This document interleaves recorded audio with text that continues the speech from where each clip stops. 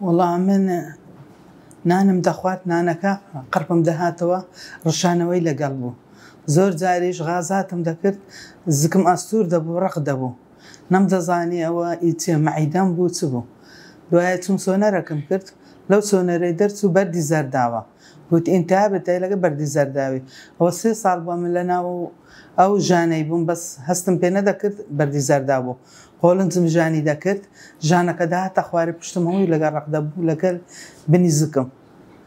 ژانەکە یعنی مستەمەڕ بوو. ئەگەر نانیشم نەدەخوارد یعنی 15 دقە لەسەر وەختی خۆی ڕۆیشت بە ژانی دەکرد. ئەو ژانە دەبووە غازات نەیدەهێشتانەکە بستە خوارێ عاسێ دەبوو.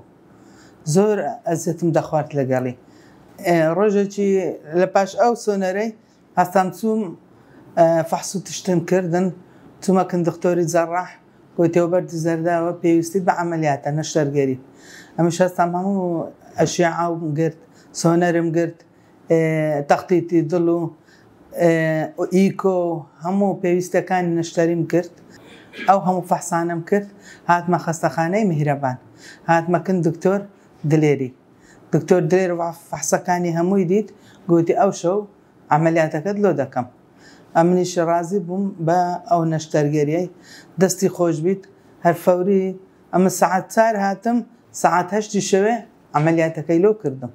ئێستاش ئەلحەمدولیلا وەزعم زۆر باشە هەست بە هیچ ناکەم. بەردەکە وەچی دەرچوو لە ناو زەرداوم گوتی بەردەکە گەورەیە. ئەو بەرداگەر ئەتوو ئەو ساڵ عەمەلیاتی لۆ نەکەی ساڵێکی دی گەورەتر دەبیتن نعنی عەمەلیاتەکەت زۆر بە زەحمەت دەبیتن. ئەمنیش هەستام نەشتەرگەریەکەم گوتم بە زیاتر بەردەکە گەورەتر نەبیتن. هەر ئێستا لە کۆلیکەمەوە. خزمەتگوزاریان گەلک باش بوو خەستەخانەی پاک و خاوێنە سستەرانە مستەمڕ دەهاتن سەریان لێ دەداین دەرزی و مەغەدی و هەموو ئەشیان لۆ داناینە.